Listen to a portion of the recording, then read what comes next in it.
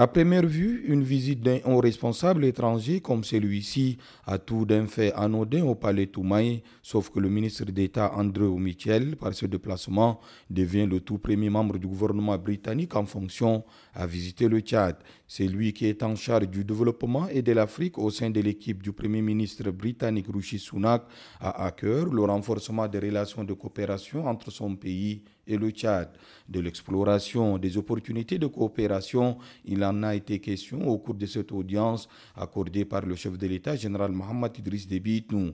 Accompagné notamment par l'ambassadeur de la Grande-Bretagne au Tchad, John Dean, le ministre d'État Andrew Mitchell a fait part de la volonté de son pays de développer, diversifier et consolider les très bonnes relations avec le Tchad.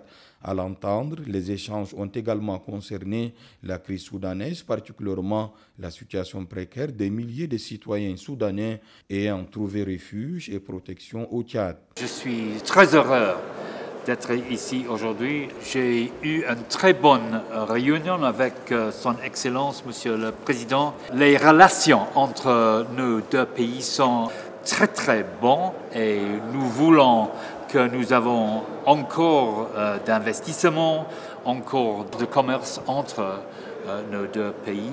Et aussi sur le sujet de Soudan, nous avons beaucoup discuté ce que la Grande-Bretagne peut faire pour améliorer la situation, particulièrement sur la frontière entre Tchad et Soudan.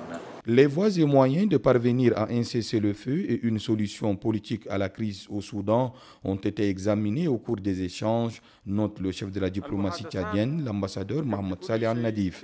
Le rôle que joue le Tchad pour le retour à la paix dans ce pays et ses efforts sur le plan humanitaire ont été appréciés par le ministre d'État Andrew Mitchell, qui doit effectuer une visite de reconnaissance dans l'est du Tchad pour mieux s'imprégner des réalités dans lesquelles se trouvent les réfugiés à un moment extrêmement difficile où la tendance baissière de financement impacte sérieusement l'assistance humanitaire, laissant craindre une dégradation avancée, voire une catastrophe humanitaire.